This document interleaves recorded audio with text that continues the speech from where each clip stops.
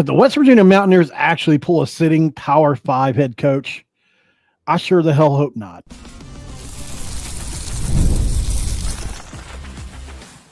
You are Locked On West Virginia, your daily podcast on the West Virginia Mountaineers, part of the Locked On Podcast Network, your team every day.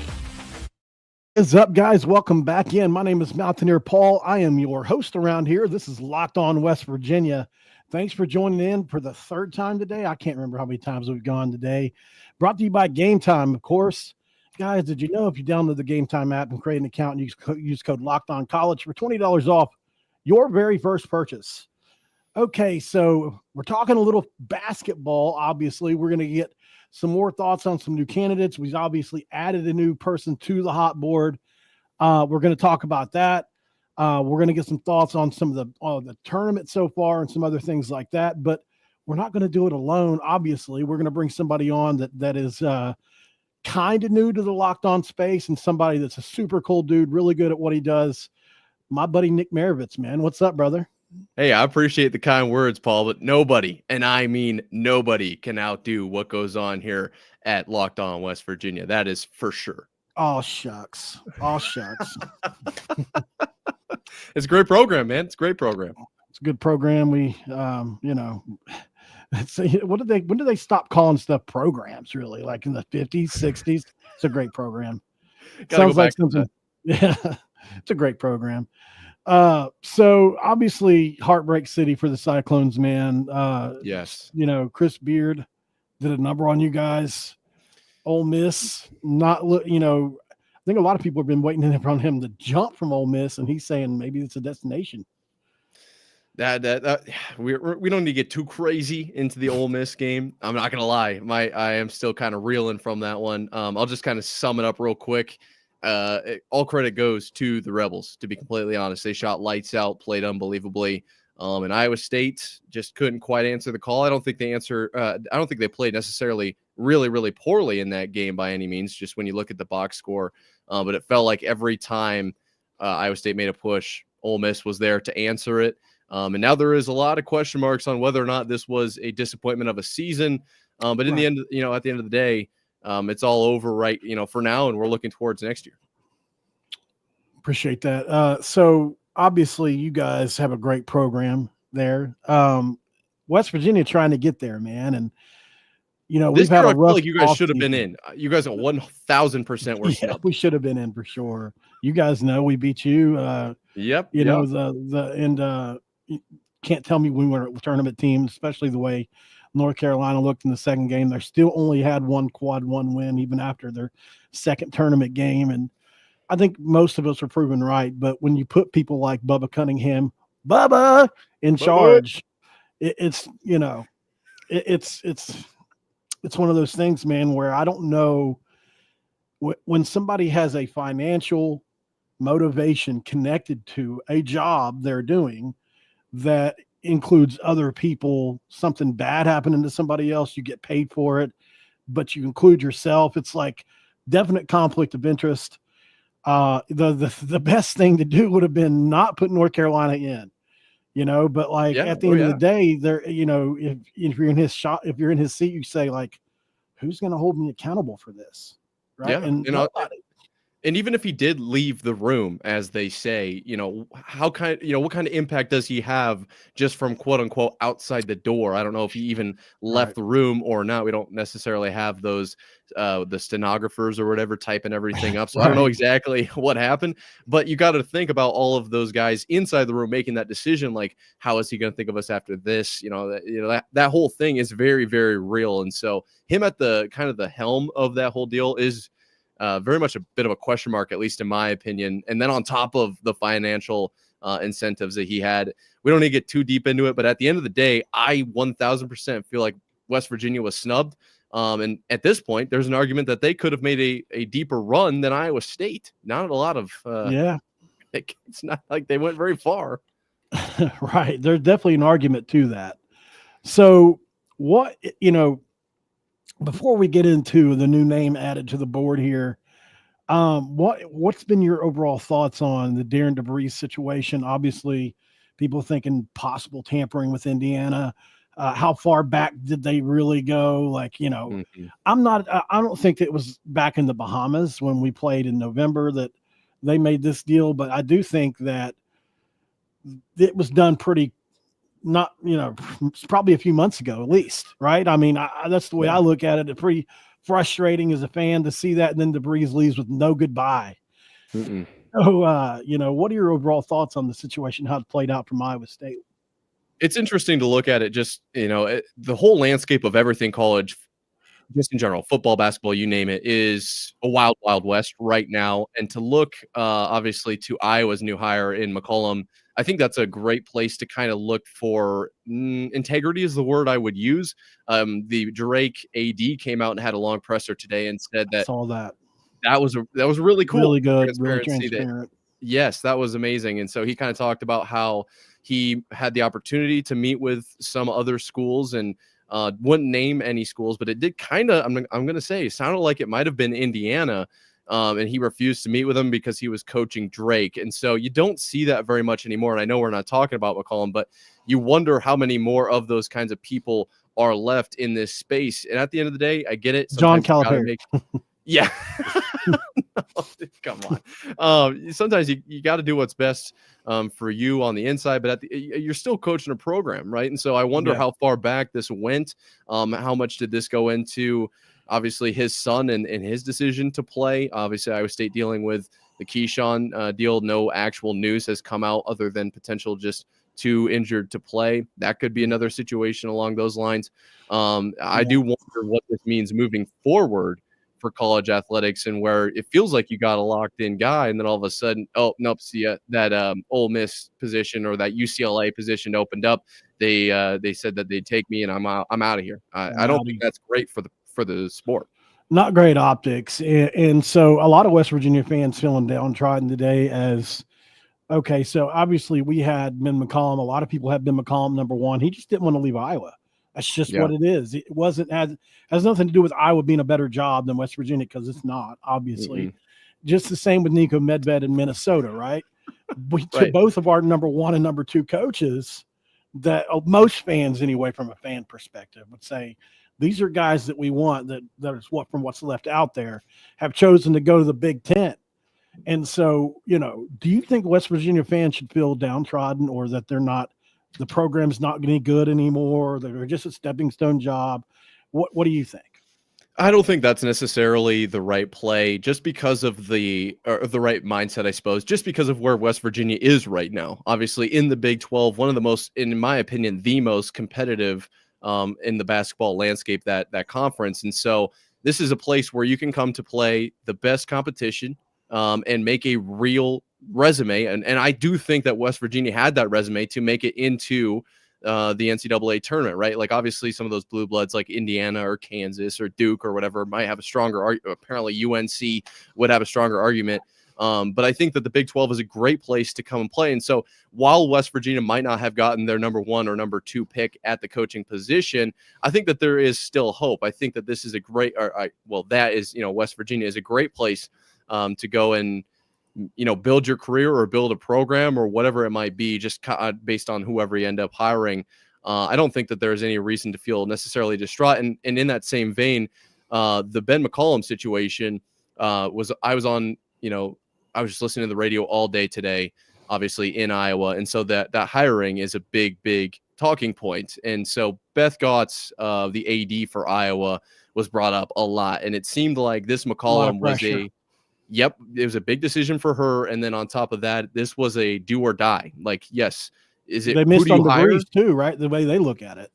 And it seems like there is a conversation that's being had, like, oh, were they really in on DeVries? And I don't know if that's just because they end up getting McCollum. Yeah, it's like, I don't know where that all lies, but this was a do or die hire for the Hawkeyes. And so I wonder if that's kind of like something that played into whether or not he picked West Virginia. I wouldn't feel too bad about that. Obviously, McCollum been a Hawkeye fan for, I think they tweeted out a picture of when he was like 8 or 9. That's going to play a role. You're still in the same state. You don't have to move that far. I wouldn't feel too distraught if you're a West Virginia fan right now. Let's go to break really quick, Nick. On the other side, I want to ask you about this because obviously we've got a new name added to the hot board. Steve Forbes at Wake Forest. Woo! Would he be a good choice for the West Virginia Mountaineers. We'll talk about that next here on Locked On West Virginia. And this episode of Locked On West Virginia is going to be brought to you by none other than our friends over at 5 Hour Energy, guys. Did you know daylight savings has snuck up on us again? And if you're feeling that lost hour of sleep, you're definitely not alone. Wren Baker, definitely losing sleep right now, just like 5 Hour Energy can help him, has his back. The extra sunshine means more time for fun. Sometimes you need a little boost to power yourself through. Whether you're staying up late, watching the NCAA tournament, squeezing in around a golf after work, or just trying to keep up with your busy day, 5 Hour Energy gives you that quick, refreshing pick-me-up whenever you need it. Extra daylight, extra activities. With no longer waiting on those longer days, I love getting outside for a hike or a run. Look at my physique. Tropical Burst is my go-to for a quick boost. Head to 5hourenergy.com to find over 15 flavors to choose from, including watermelon, blue raspberry, and peach mango. You can even build your own 12-pack or 24-pack delivered right to your door. If you need one now, grab a 5 Hour Energy shot at your local grocery or convenience store because they everywhere. Stock up today and stay energized, baby. It's segment 2. Nick, do you have what do you got to crack over there, brother? Do you got a Mountain Dew? If I get the right thing on here. I should have come prepared. I know this. I know that this is a thing. I feel so terrible. I can't believe I let you down, MP. It's okay, man. It's okay. I let everybody slide the first time. I'll be better next time. I promise. It's okay. It's okay, man. Segment 2, we cracked our dew. We are talking some college basketball here on the channel today as we delve into close to 400 or 500 people in here. Nick, really quick before we get going on, thanks to you, those of you on X who are tuned in, those of you on YouTube that are tuned in. Where can everybody find you, Nick? Obviously at Nick_Marv, which I tagged you over on X before we went live. What else are you doing? I'm doing Locked On Cyclones, baby. Your team every day. If you're ever interested in some more Big 12 action, obviously the Cyclones making some noise and trying to get up to the top of the Big 12. I've got everything covered. So if you're ever looking, who's got West Virginia? Oh, who's the competition? Cyclones could potentially be in that conversation. All right, man. And obviously you're doing a football channel as well, which I think is, what is it, the 32 Blueprint? 32 Blueprint. Yeah, if you're a fan of the NFL, Christian Rao and I are breaking down all 32 NFL teams. It's a great time. It's just a more chill, breaking down, obviously, all the super big NFL news right now as we head into the NFL draft. It is a lot of fun. So go ahead and stop by there. Steve Forbes. Obviously he's been the coach at Wake Forest for a while now. He's a newer name to the board. And obviously this was sent to me earlier. He's 60 years old. That's probably something to take into account. He's been at Wake Forest 5 seasons, 92-65. He's 50-48 in the ACC. The argument is that they have really, really low-level resources there, and that at a place like West Virginia that's ready to invest heavily and get back to those Bob Huggins days, that he could be better with more. What say you? I think you're right. Looking at West Virginia and just what they've been able to, Wake Forest and what they've been able to do in what may be a down year for the ACC, still snagging a few big wins, especially earlier in the year over some teams that they're really solid teams. I think that this is a solid coach. This is a solid pickup. Obviously not your 1 or 2 off the board, but this is one that you can absolutely rally around and get a few really solid years out of. I mean, I don't hate it by any means. Yeah, I mean, obviously my thumbnail kind of tells the story for me. I think it's a bad decision personally. I'm not a big fan of Forbes at this stage in his career, and I'll tell you why. There's a couple people that like, Jared Calhoun, and I think he makes a little more sense at this point in the career. And I guess there's a couple reasons why, but my biggest one is probably, okay, so you're hiring a 60-year-old coach who almost everyone believes has reached his ceiling, right? He's got a high floor, but a low ceiling, in my opinion. And it's probably likely he's going to get fired by Wake Forest if he doesn't perform this upcoming year. So there's kind of very little promise there, in my opinion. With somebody like Jared Calhoun, you can say, hey, look, he's working his way up and hasn't really reached his ceiling yet. That's kind of my take on it. Even though Jared Calhoun had to build up a Youngstown State program from pretty much nothing, and now he's moved on to Utah State and had an incredible season, even though they got drubbed in the tournament. He had a top 20 class there at Utah State, which is tough to do, although that was 6 guys. So it's kind of like one of those things where like Texas Tech, I think they had a top 20 recruiting class one year, but they signed more players than everybody. So it kind of skews the numbers a little bit. But still, that's impressive at Utah State. They had a couple 4-star guys in that mix. So for me, I'm a no on Steve Forbes. If we hired him, I would figure out a way to love him and get behind him. It's not like I would bash him every episode or anything like that. I just, like I was doing Neil Brown at the end, obviously. Yeah. But I don't know. For me, it's a no on Forbes. What do you think about Jared Calhoun? Did you have time to look into some of the stuff on Calhoun? I didn't quite, but I just know in general, I don't think that's a bad hire either. I'm curious. I don't think Rodney Terry has been taken, the former Texas head coach. What are your thoughts on him? Unless I'm missing something, there's a very reasonable potential that he has been picked up. But what I'm seeing is he's still available. Is that someone that you would like to see in a West Virginia? That'd be an interesting one. That would be an interesting one. I think, as it's well known, that Texas gig is really, really tough. I mean, you've seen many people go to Texas and falter, right? It's a job that is a pressure cooker of a job. Yeah. Oh, yeah. And especially now in the SEC, and I'll ask you this, obviously there's a lot of conversation with the SEC getting 14 teams in, 7 to the Sweet 16, the most ever in both of those categories. Is the SEC tougher to play in? Could Rodney Terry bounce back in a Big 12? I'll tell you right now, I don't think so. I think Big 12 is better by a mile. But I'll let you open the floor there. Well, here's the thing, man. The SEC,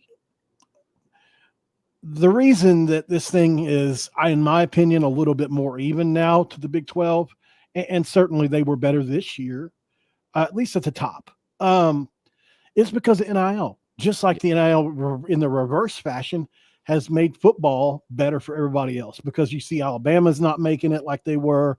Other teams, Georgia has fallen off some. So I think the reverse is true because of NIL for other teams in football, because people are investing heavier in football. The SEC, because of NIL, has been able to invest heavier in basketball. Before that, they never cared, right? Yeah. But, because nobody went to those schools for basketball. And they have the money from the football that they can use. Exactly. So certainly they have the money to spend to make their schools more competitive. But no, I still think the Big 12 is where basketball is at. And I think, that's where your mark is going to make sure it stays, in my opinion, especially if we have any kind of mergers going forward, and who knows what all kind of stuff can happen there. Are you a Gonzaga guy? Do you want to merge with the Gonzaga, or do you want to merge with the Big East, or do you think that would water down the football product? I don't know so much about the football side of things, but I do think elevating the play of the Big 12 basketball side is a positive. I'm just curious what happens to the money side of all of that. Where does that go? Because obviously Gonzaga bringing in big money, but I've also seen a few reports that they're very old by now, but just of them dominating their league but keeping almost all of the money. I would be curious to see kind of how that whole thing plays out. But yet again, that's just one more signature win for all the Big 12 teams, because you play them more consistently, right? So I'm kind of indifferent on that. I'd just be curious to see more of the details on how that could play out. But Gonzaga, obviously a team that everybody knows and everybody looks towards. It was a team that I potentially had upsetting Houston. Houston's just too good this year, but one of the most underseeded teams at the 8 line there. And so, I don't hate that, actually. It's just I want to know more, Yeah. So, and I was thinking about that Rodney Terry thing. Even Rick Barnes, who's crushing it at Tennessee right now, had trouble at Texas at times, right? Yeah, that's my point. Like, good coaches go there. Chris Beard, obviously, it really wasn't his decision to get out of Texas, but even he didn't technically succeed there because he made some bad decisions or whatever. Not to bring up Chris Beard again. Yeah. But Rodney Terry is a name. I think, he definitely had that great first year there, and I think he's a good coach. I think he probably learned a lot there at Texas, and it's a place where there's a lot of input coming from really rich people. So At West Virginia, that's toned down a lot. There's a few rich guys. You've got Farmer, you've got Kendrick, people like that. And here's another thing about Calhoun that you don't know as well. He's a Huggins disciple, right? Bob Huggins disciple. And so the Bob Huggins donors, for the most part, are pretty pro Calhoun. So he would come in with that support as well. Another name I want to ask you on the other side of the break, Ross Hodge from North Texas. I think he's a name that a lot of people are starting to warm up to. Curious to know what your thoughts will be on that next year when we talk about that right after break, guys. This is Locked On West Virginia with a little bit of 32 Blueprint and a little bit of Locked On Cyclones. We'll be right back. All right, guys, this episode of Locked On West Virginia is going to be brought to you by Game Time. Of course, we love talking about Game Time around here. It's one of my favorite ad reads to do. Imagine watching your favorite team live and feeling the energy of the crowd, witnessing unforgettable moments. There's nothing like experiencing the big game in person at the Coliseum, baby. Getting tickets shouldn't be stressful. That's where Game Time comes in, making it easier than ever to grab last-minute tickets at unbeatable prices. Game Time's picks curation makes it easier to find better value for tickets to sports, concerts, comedy, theater, etc. There's the easy ticket shopping going on around here. I just checked the Game Time app, and there are amazing deals on some huge matchups coming up. They have a lowest price guarantee. If you can find a better price, they'll give you 110% of the difference on that.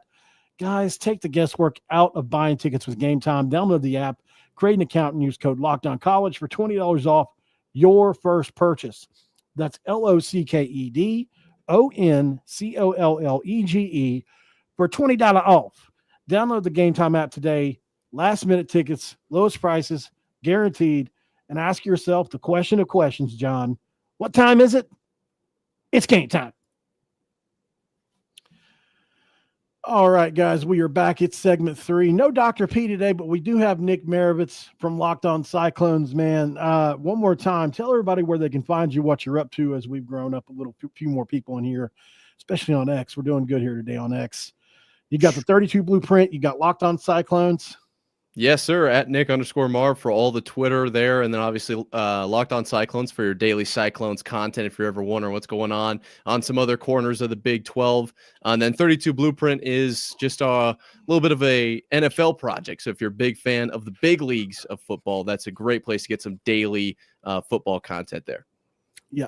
Guys, make sure you go check him out.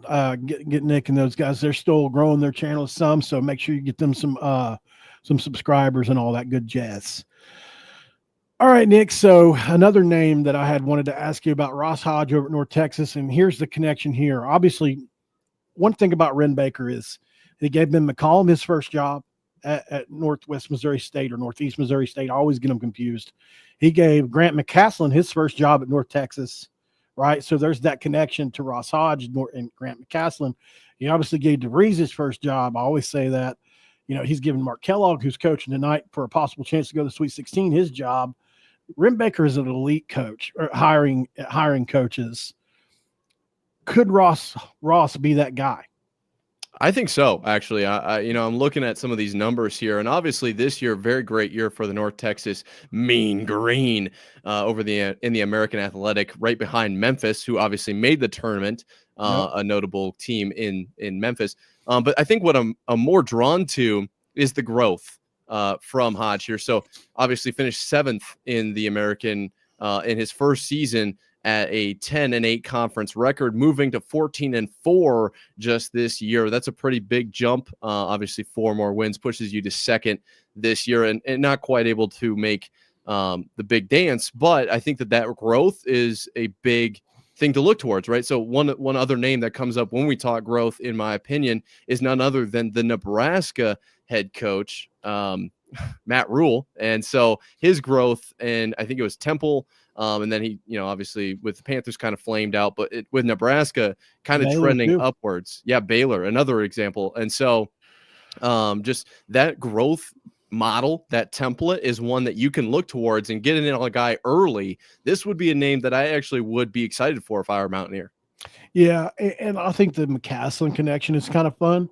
The one negative I've heard is did he kind of just take over what McCaslin had rolling and just kind of kept that going, which is a fair question to ask. But at the end of the day, man, it's not easy to win, right? In this day and age in the portal, where you're turning that thing over pretty much every year. That's the bigger thing.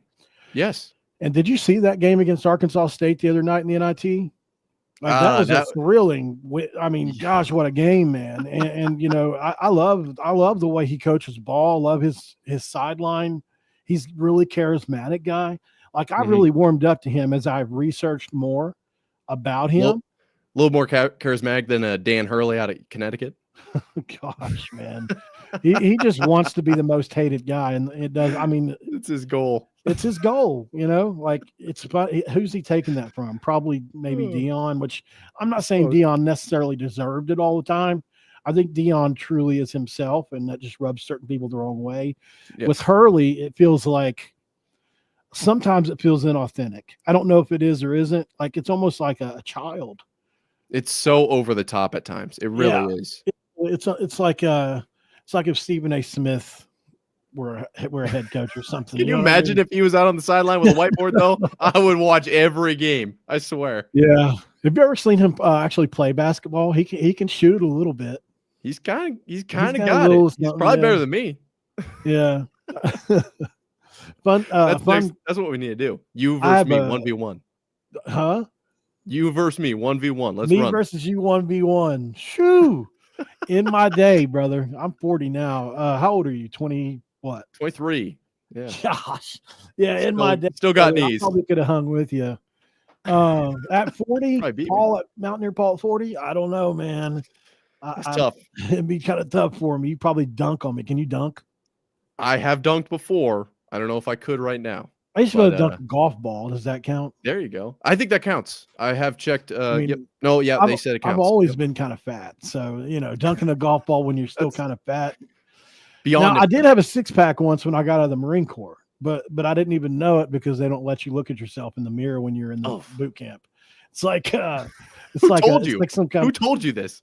Well, when I got home, I found out, you know, like I was actually seeing myself in the mirror and I was like, holy crap, I didn't know I had that, you know, but like in the boot camp, it's one of those things where it's almost like psychological or something. They don't let you, all the mirrors that you have, they've got like, they're sanded down. So like interesting. I don't know how to explain it. Like they've got like these mirrors that are very rugged. So like, they kind of sand them down or something like that. Like it's not like a actual mirror, you know, and it's like it's reflective, but it's not technically a mirror. It's more like metal or something. Anyway, you can barely see yourself in it. You know, you can barely see it. You can just see the outline of your jaw to shave. It's wild. Yeah. So yeah, this is not a topic I expected to broach on here, but yeah.